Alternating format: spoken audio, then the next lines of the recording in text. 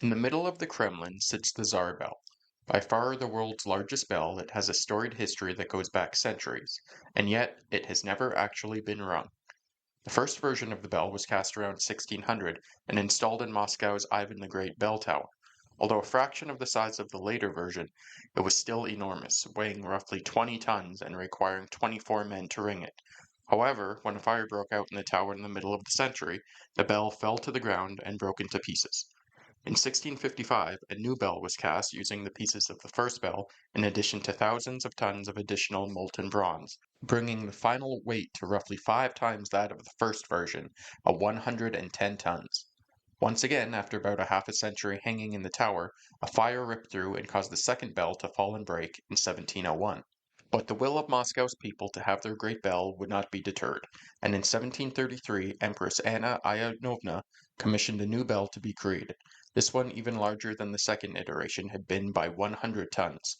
It would reuse the broken pieces of the second bell, in addition to thousands of additional pounds of molten bronze, as well as over 1,100 pounds of silver and more than 150 pounds of gold. Empress Anna dispatched an emissary, the son of Field Marshal Burkhard von Munich, to Paris in order to commission renowned bell makers there, but he was sent back empty-handed, with the French royal mechanic, Monsieur Germain, telling him that the project was too large to be possible. So Empress Anna looked locally and asked Muscovy father and son craftsmen Ivan and Mikhail Motorin to take on the project.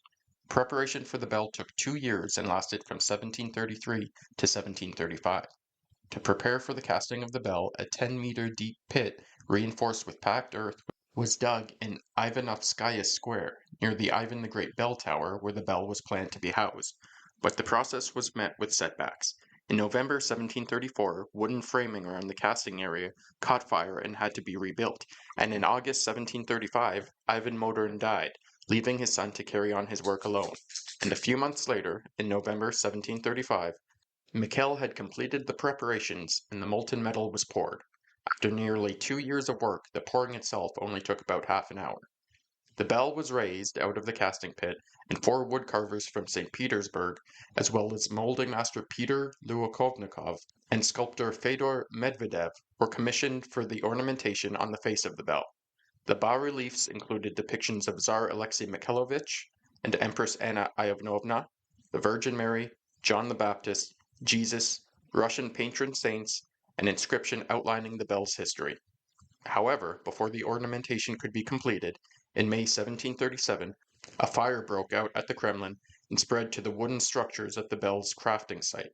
Guards hoping to stop the flames threw buckets of cold water on it, causing the heated bell to crack in several places, including one so severe that a large chip broke off from it. As the wooden structure supporting the bell burned and collapsed, the bell fell back into its casting pit. Several attempts would be made over the following years to lift the bell out of its muddy hole, but none were successful. For a time, an area was even dug around the bell so that onlookers could descend into the ground and see it. During Napoleon's occupation of Moscow in late 1812, he considered taking the bell back to France as a war trophy, similar to what he had done with Venice's Horses of St. Mark, but this time the bell's massive size actually saved it, as transporting the bell back would have been impractical to the point of impossibility, and the plans were abandoned.